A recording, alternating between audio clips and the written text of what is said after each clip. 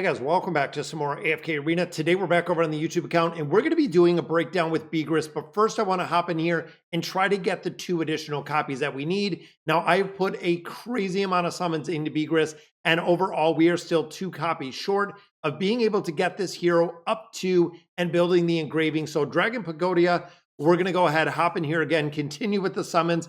We have done over 350 summons to try to pull him out of the wish list. Now, we also do have Umbriel. Umbriel, I believe, is already at 3 stars, but Begris is the one that we're looking for and trying to get him and pulling him up to the 1 star. So we need 2 copies in the entirety, and then we'll go ahead and we will break this hero down in the entirety. Right there could be another copy of Kregor. Kregor, unfortunately, one we do not need any copies at all. He is already at 5 stars, but hopefully we can get lucky as we just dump more and more diamonds in here. Another pull right there, which is Kregor again. So no highborn draconic heroes, and it looks like at this point, just a bunch of food that we're seeing, not even another pull in there, leaving me 62 diamonds in total. So unfortunately, a lot more summons in there, but building out Begris is really important. And like I said, I want to do the breakdown for him and show you exactly how effective this hero is. So let's go ahead, guys, and I want to show you and kind of break this down in its entirety. Now, when we start looking at this guide, big shout out to Rocket Ace, Sick My Duck, and Arkman. And this is probably one of the most epic with the dragon and really the dragon insignias and the dragon kind of layout that I have seen with the guide. It is absolutely epic in here. Big shout out to the content creators putting this together. So ultimate ability, of course, he is based in tenacity, which is huge. You have something that heals himself, which is the Oasis. Lava is going to shield inflicting health loss. And then the swamp is going to be a haste debuff. This is going to make him super important when it comes to the PvP aspect. Now, of course, Oasis grants allies within the environment healing and 40 energy per second and 15 energy recovery, which is huge. He will also have a massive heal himself with the ultimate ability or the Wandering Earth ability. And then part 2, you can see we have the Oasis, we have the lava, and we have the swamp. Those are all 3 of the things that we're seeing. And then the wilderness survivability is tenacity. Now, tenacity for this hero is the game changer. It is the difference from this hero doing and being exceptionally well and really underperforming in a lot of different places. When you look at the E30, it grants him 50% of any tenacity he has when his tenacity exceeds 90 points. So building this out, which is great for PvP, but mostly important with his SI30. So the build in him and the basic build on here is going to be a +30 signature item. So the basic attack rate here, reducing physical resistance of enemies hit by 40 points. Again, when you start thinking of a lot of different game modes, when you start thinking about the physical damage that they're doing, being able to reduce the enemy's physical resistance and amplifying the damage on there. Within Oasis, the pickaxe adds more energy. Within the lava, it deals more damage. And the swamp, it will knock enemies back. The E60 will deal additional dragon speak damage. But most importantly, and this is the game changer with this hero, he will reduce the enemy's resistance by 40 points for 12 seconds, meaning Dragon Speak damage is going to be amplified with this hero. Now, looking at the signature item, grants ally shield within the Oasis. That is going to deal with some of the survivability issues that we have. Then when you look at said shield, it also grants 200 energy, which is great. SI 20, but 30 is important. When you're within the lava environment, allies deal 20% more damage. That is going to be a damage amplification.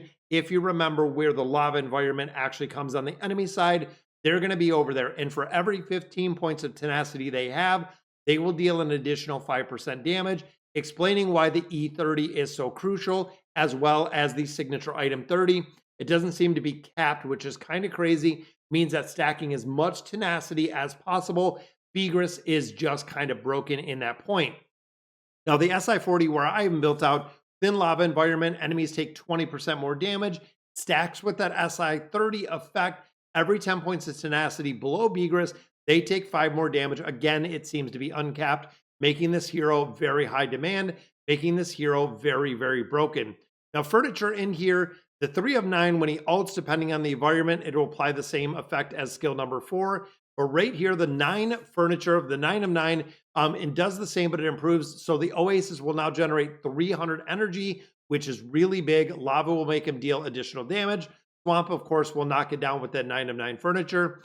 Now, synergies. Now, when we start thinking about heroes, absolutely looking at Envy right here, absolutely huge. we are seeing a rise of Iran, and actually Iran being used in a lot of different places, especially because he does dragon speak damage, the awakened version of Athalia, and then Jerome in here as well. He has really made, and Ben and the physical damage dealers in here, even looking at Scion, have really amplified a lot of the damage. And then, of course, Ideal used along those draconic damage dealers. Awaken Iran is interesting because he's usually frontline and has a really big buff. Heroes that buff tenacity could also indirectly increase the ceiling of the SI30 and SI40. Drome could be paired with Begris again for that tenacity buff, which is kind of crazy. So the investment, this is the big one, guys. Begris is a whale hero similar to Aurelia and Misha.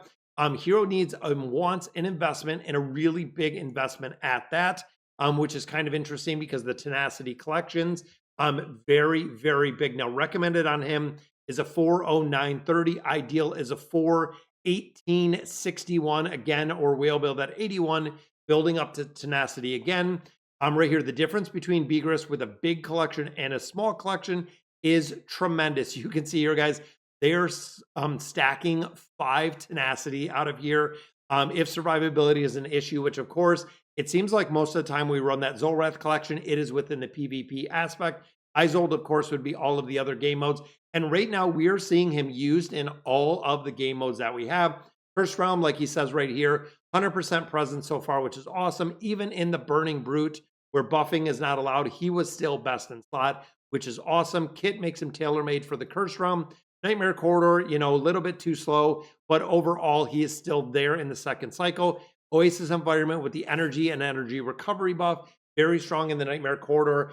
Misha, since she stopped time, allowing them to actually use the lava environment, again, amplifying the damage that they're in there. Running with Awakened version of Athalia is what we're seeing right now. So it's interesting because the Awakened version of Athalia was trying to, and kind of pulling back a little bit with the physical damage dealing. We're seeing run this iteration, they are actually being run alongside each other.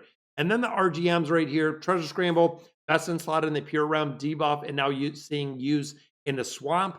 With enough tenacity, he can be very resilient, up to an 80% damage resistance, which is super broken with PvP. When he shares his tenacity is huge, since tenacity is great in PvP. And again, he's being run in a lot of different places. Twisted Realm, we have also seen him run in there as well. Temporal Rift, incredible buffer in there. Abyssal Expedition. Now, of course, relics give tenacity, which means if he doesn't have a cap, this could be insanely high with this hero specifically. And that's one of the reasons why I am building him up in the entirety and focus on getting that engraving, getting that 1-star, and continuing to focusing on building out this hero is really a big, big game changer, guys. Now, as you can see, we have him at a plus 40, trying to get him to that 9 of 9 furniture. And then, of course, adding that additional star in there. I have all the resources to add on the E30 and the E60, or even the 61 when we get it built out. Gonna wait to get some of this Draconic gear out of him. But definitely, guys, wanted to cover Begris. And of course, that guide is just absolutely crazy from those content creators that build all those guides. Of course, Sick My Duck and Arkman and Rocket Aid do so well with all of those guides. But guys, that's going to do it for today's video. I'm going to put a link down below. So let me know in the comments what you guys think. And as always, thank you guys for watching.